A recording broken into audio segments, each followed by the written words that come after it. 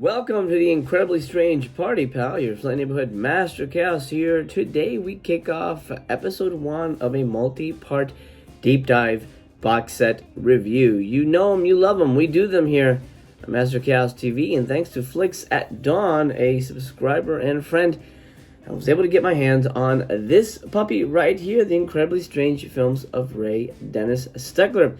What? Incredibly strange is, of course, to say the least. We're going to be talking about the first 3 discs, the first 3 movies on this box set today. I will spare you the unboxing because I've already done it, so why do it again? Let's get into it.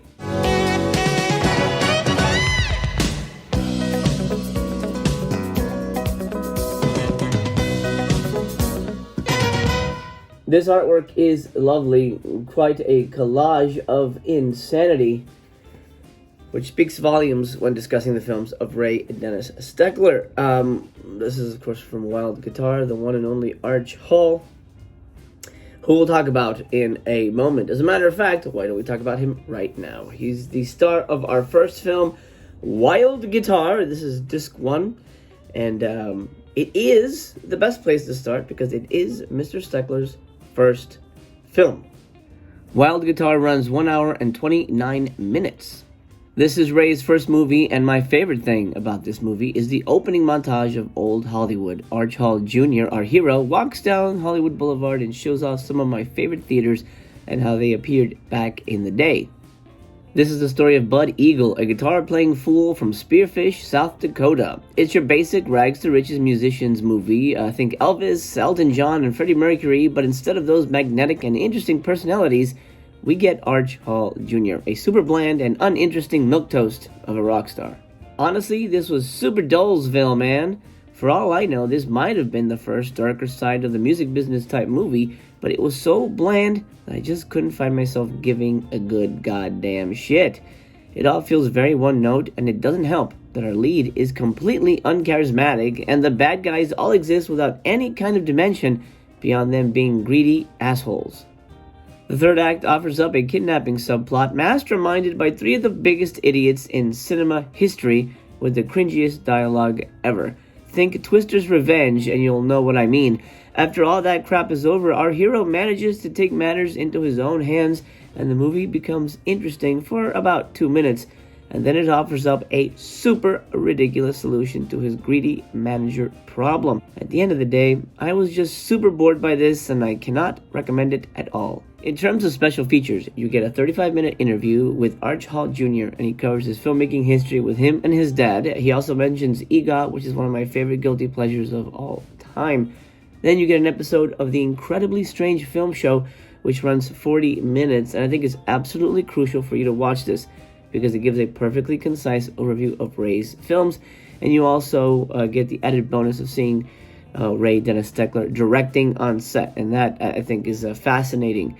For a less concise look at his films, there's a nearly unedited 45-minute interview here with Ray at his video store later in life, and he offers interesting anecdotes, but I don't think it's necessarily essential viewing, which is crazy for me to say because it comes from the horse's mouth, but the interview is a little strange in my opinion.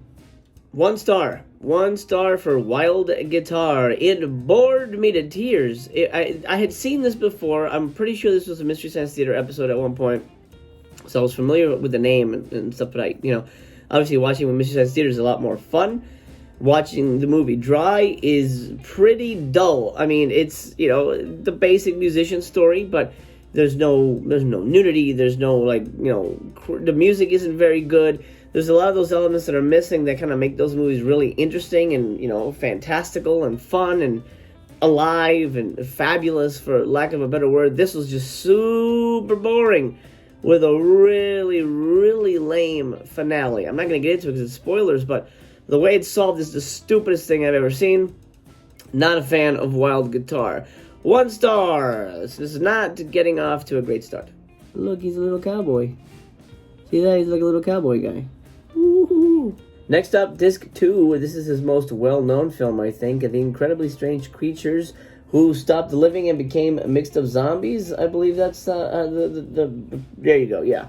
Just wanted to make sure I nailed that because it is known as the longest movie title ever in cinema history, at least according to Joe Bob Briggs. Maybe that's changed, I don't know. But anyway, it's not really about zombies, I'll tell you that. And it's also terrible. But I mean, come on. Oh, of course it is. Incredibly Strange Creatures runs 1 hour and 21 minutes. Shot in 11 days for $38,000, Steckler's biggest budgeted movie ever, the film follows a young man seduced by the dark side of the carnival. That young man's name is Jerry, played by Cash Flag, aka Ray Dennis Steckler himself. The movie is chock full of padding scenes like choreographed dance numbers and musical interludes. There's one long chunk in the movie where we get 3 back-to-back performances. And yes, it wears very thin, and it's nearly 40 minutes into the movie, and we still don't have a plot. Jerry is eventually hypnotized by a local carnival fortune teller and compelled to kill a lovely singer, played by Carolyn Brandt, who was Mrs. Ray Dennis Steckler, and appears in almost every Steckler movie, by the way. Jerry essentially becomes a kill puppet for this gypsy fortune teller, and that development is completely random and comes out of nowhere. The biggest issue with the movie is that it's so full of dead air, and that includes characters just walking around thinking, or those insufferable lounge acts that I'm not kidding when I say they take up more than half of the movie's runtime. At the end of the day, this movie is terrible, and in case you're wondering, there are strange creatures, and they are mixed up, but they haven't stopped living, so they aren't technically zombies. The monsters are basically dudes who have suffered from acid burns at the hands of the gypsy fortune teller. However, despite dropping the ball with the title, this movie is incredibly strange, but for all the wrong reasons. In terms of special features, the film comes with 2 commentary tracks, one with Ray and the other with Joe Bob Briggs, and I suggest watching it with Joe Bob because not only is it incredibly informative, it is super hilarious, and it really aids in the viewing of this movie, especially if you're watching it for a second time. You also get an archival interview with Steckler that runs 13 minutes. You get an archival interview with Carolyn Brandt that runs just about 3 minutes. You also get about 4 minutes of deleted scenes, and as you can imagine, they are completely pointless. If Ray Dennis Steckler cut the scenes, then trust me, they were not needed. 2 stars. I'm gonna go with 2 stars for this movie. I mean, I think it's got a vibe to it. It's not great, but it certainly has a nice feel overall. But it's, again, falls into that poor category. You know, again, revisiting my rating system: 1 terrible, 2 poor, 3 okay, 4 good, 5 is great. So this one sort of lands in the poor category. It could have been okay if it wasn't for all those goddamn dance numbers and musical interludes that just stop the movie. The movie stops. Whatever's happening stops. And we don't really get a plot till 45 minutes into the damn movie, which is, not great for a movie that's only 80 minutes long. Overall, it's definitely worth a watch as an oddity, but is it essential to your cinema journey? I would say no, at least in my opinion. Let's head over to the final film, and that would involve some thrill killing. But first, check out these boobs. Look at that. I haven't gotten to the booby movies yet. There's apparently booby movies on here, but man, look at that. It's a crazy-ass cartoon. Hold on to your butts, chicken butts. Sorry, I couldn't come up with anything. Thrill Killers is the 3rd film on here. I believe it's also his 3rd film. And you're in for a shock with this one. First, let me unravel the plot for you. The Thrill Killers runs 1 hour and 9 minutes. The story of Thrill Killers revolves around 3 escaped convicts who essentially go around killing random people. Surprise, surprise, Ray Dennis Steckler is in this, but working under his famed pseudonym Cash Flag. He plays the psychotic killer brother of one of the escaped convicts, and he doesn't really factor into the main plot. He's the beginning of the movie, and then he's crucial to padding out the end. Speaking of, the film really ends before it begins. The 3 escaped convicts hide in a diner with a few other characters that we've established previously, and then mayhem begins. But the resulting fallout and comeuppance is all handled rather briskly and not in a very satisfying way. There's a cool motorcycle versus horse chase sequence in this, but unfortunately, kind of like everything that Steckler touches, it does drag a little bit. The good news is that the end of the chase really pays off quite nicely. Are you ready for a shock? In my opinion, this is absolutely his best movie, at least so far. Great black and white photography, a competent script, and a really tense and energetic storyline. This movie really worked for me, and I just kind of wish the disparate elements of Cash Flag's character and the escaped convicts were a little less clumsily married together. At under an hour and 10 minutes, this barely qualifies as a feature, but despite the brief runtime, it's absolutely a stellar picture, and Steckler's most engaging and well put together work yet. I am not sure what Severin did to clean up the movie, but the version I got on the disc was streaky. It almost looked as if I were watching the movie as if it were being projected onto a piece of fabric. I'm wondering if anyone else has had this issue. Let me show you an example.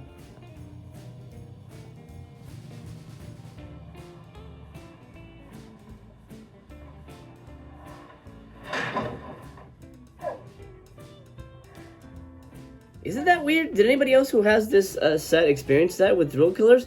It just looked like there was just like constant, like it was like a layer, like a filter over it. It was very, very strange. The whole movie had it.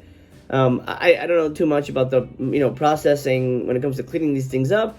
I've heard DNR is not no one's a fan of DNR, and maybe that's DNR for Blu-ray. I don't know, but that's not the first time I've seen that on a Severin release, and it kind of kills my enthusiasm when it comes to wanting to get black and white films from them, because they, I'm saying all of them, but at least Thrill Killers and one of the films on the Christopher Lee box set, they all kind of run together because they're all Crypt of the Living Dead something. One of the Christopher Lee movies on that first box set had that same fabric-y look. I don't know what the shit that is. It honestly threw me a little bit on the movie because I was focusing on, like, why the fuck does it look like that? What is that? They wouldn't film through gauze, and it was like steady, so it had to be a digital thing. I don't know what the fuck that was. If anybody knows, let me know. I'm very curious as to what the hell is going on with that. In any case, like I said, you're in for a shock. I like Thrill Killers quite a bit. It's short, which is a bummer, and the ending kind of falls apart because after the main characters are sort of dealt with, we just have Cash Flag running around, and he really doesn't have anything to do with the movie necessarily. But that aside, it's a good movie. 4 stars. What? Yeah, 4 fucking stars for Thrill Killers. I think this is, I mean, watch it at whatever way you want to watch it. Go in order as I'm going, or whatever you want to do. But I think Thrill Killers so far is gonna be the one to beat. This was my favorite. Really good film. Actually, one that I would watch again. If I gave it a 4 star, for me, that's definitely rewatchable. Not great, because I have issues with it, but 4 stars. Thrill Killers. Oh man. That's it for round 1. I hope you enjoyed this beginning of the deep dive. There are, I believe they said 20 movies on here. I'm not gonna bring you 20 episodes. I'm gonna condense them. Just give you the most bang for your buckaroos. Let me tell you what's coming up for episode 2, though. Episode 2 will feature Ratfink a Boo Boo. Really should be called Ratfink and Boo Boo, but it was a typo issue, and we'll talk about that in the next episode. And then the Lemon Grove Kids. Honestly, they sound lame as fuck, but we'll talk about it. I will come in with, lowered expectations, but, rose-colored glasses. Then followed by Body Fever and Cynthia, the Devil's Doll. I don't think those are the porn movies yet, but I guess we'll find out together. Is anybody going through this? Has anybody bought this yet? I haven't heard any chatter on YouTube from most of the people I normally look at. If they're even, have they even cracked this open? I may be the pioneer here. Thank you for joining me for this journey. That'll do, Bugaboo. Remember to subscribe if you haven't already. You and I can hang out again. I would love for that to happen, my friend. It's been an honor and a pleasure to hang out with you and talk Steckler, and we will continue to do so with episode 2. Remember, much more fun stuff happening on this channel, so drop me a thumbs up. It's your ticket to the show, and I'll see you next time. And take care, and remember, if you see a zombie, make sure it's not a guy covered in acid.